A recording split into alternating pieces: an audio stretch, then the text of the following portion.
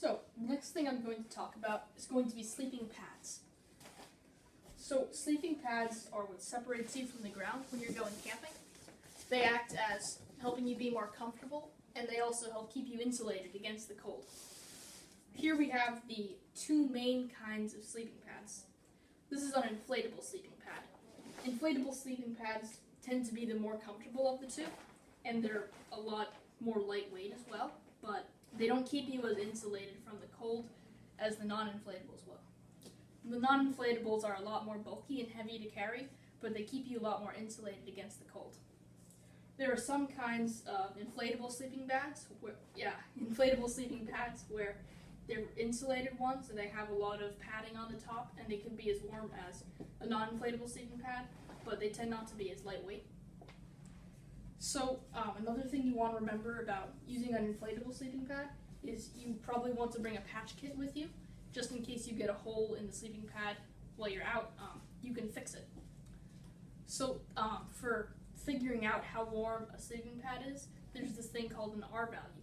What an R value is it tells you how resistant the sleeping pad is to letting air escape while you're sleeping on it. So this sleeping pad would have a better R value than the inflatable one because it's more warm.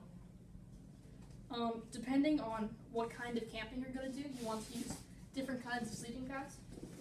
If you're going car camping, it's probably a good idea to use an inflatable sleeping pad. If you're going car camping in the winter, you would want to use a non-inflatable one because it's going to be a lot colder. And you don't have to worry about the bulkiness because you're using a car. If you're doing backpacking or moderate hiking, you still want to use an inflatable sleeping pad. If you're going backpacking and light hiking in the winter, you probably still want to use an inflatable sleeping pad because you're going to need all the space in your backpack, but you want to make sure it's one of the insulated ones, or if you don't have access to one of those, just make sure you put extra layers between yourself and the pad, so that way you wouldn't get too cold when you're sleeping at night. There are two other things people use other than sleeping pads to sleep at night. A hammock is a pretty common one. Hammocks are used when you don't want to use a tent. They're very good when it's especially warm out. They're lightweight, they're extremely comfortable, but they're very cold. If it's anything below 60 or 70 degrees, you don't want to use one unless you're really confident about your insulation. Another thing people use is a cot. A cot is a bed that you set up inside your tent. They're very comfortable, but they're really bulky, so you probably don't want to use a cot. Probably not even if you're car camping, because they take up a lot of space. You only want to use it if you have some special reason to, like a medical reason or something.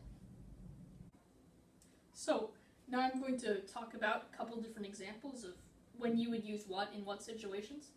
The first one is 40 degrees Fahrenheit with light hiking and it was raining a bit. So you would want to use a mummy sleeping bag in this case because you do have to be worried about the temperature a bit. 40 degrees isn't too cold, but it's not the warmest either. And because of that, I would also suggest using a 3-season sleeping bag as opposed to a summer sleeping bag. You probably wouldn't be needing a winter sleeping bag because it's not going to be too cold out. You would want to use synthetic fabric because of the rain. If you were going to use down, then it might get a little wet and you would have to worry about sleeping in a wet sleeping bag. If you want to use down because it's lighter, then you could put it in a garbage bag to make sure that the sleeping bag didn't get too wet while you were hiking. As for a sleeping bag liner, that would probably be a good idea if you were worried about being cold, or if you were just worried about your comfort level, then sure, taking one of those would definitely keep you warmer, but it wouldn't be necessary for staying warm. For a sleeping pad, I would advise an inflatable because it's not going to be too cold and you're going to want to have comfort, so unless you have a really comfortable and lightweight one of these, then you would want to use an inflatable one because you also have to worry about space. You're hiking. So for the next one, it's 70 degrees Fahrenheit, you're backpacking, and it's sunny. You don't have to worry about cold because it's 70 degrees Fahrenheit, but you do have to worry about space because you're backpacking. So we're going to be looking for things that don't take up too much space, and we're not going to worry about whether or not they're warm. Because of this, having a semi-mummy summer sleeping bag would probably be the best idea because those would tend to be the smaller, but they're also not that cold, not that warm, so you don't have to worry about the cold in this case, so that's a good option. You would still want to use down because since you're backpacking, down is the most compact, so down would be a good option. So you wouldn't need a liner because it's going to be pretty warm out and you're not going to get cold either way. If you still want to bring a liner just in case you don't know about the temperature, it's always good to be prepared. Sleeping pad, you would definitely want to use an inflatable sleeping pad. You don't have to worry about the temperature. They take up a ton less space and they're a lot more comfortable, especially since you're backpacking and you need to worry about every bit of space. This one, it's compressed, it's going to take up a lot less room than this. For the next example, you would also want to use a hammock. If you had a hammock available and you like sleeping in hammocks, this would be a good situation to use it because it's pretty warm up. They take up very little space.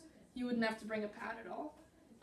You would just find a pair of trees to set up between, and that would work out in this kind of temperature and situation. For the last example, we're going to do 0 degrees Fahrenheit. You're car camping, and the weather's pretty good. So a mummy situation, mummy sleeping bag would probably be the best in that situation because it's going to be pretty cold out, so you want the insulation you can get. Since you're car camping, you don't really have to worry about space, so either synthetic or down would be fine. Down and synthetic are both pretty warm. You don't have to worry about the space that either of them are going to take up. Synthetic would take up more space, but since you're car camping, that's not really an issue. So a winter sleeping bag would definitely be a good idea. Of the 3 sleeping bags here, this one would be the best one to bring. For a pad, I would suggest the non-inflatable one. You don't have to worry about space, and you don't have to worry about it being too heavy or taking up too much room, but you do have to worry about the temperature. And this one is going to do a much better job of keeping you warm than this one will. If you really prefer lightweight sleeping bags because you find them more comfortable to sleep on, just putting insulation on it is a good way to go because that's pretty effective and it keeps you pretty warm and it's more comfortable than using one of these ones. You would definitely want to use a liner if you don't have access to a really warm sleeping bag like this one, but even if you do, you might want to use a liner just because it keeps you that much warm and it's much more comfortable to sleep when you're not really cold. So it would definitely be adequate just to use a winter sleeping bag, 0 degree sleeping bag, but for comfort you might want to use a liner. So that's it on sleeping systems. Have a good day. If you have any questions, let me know.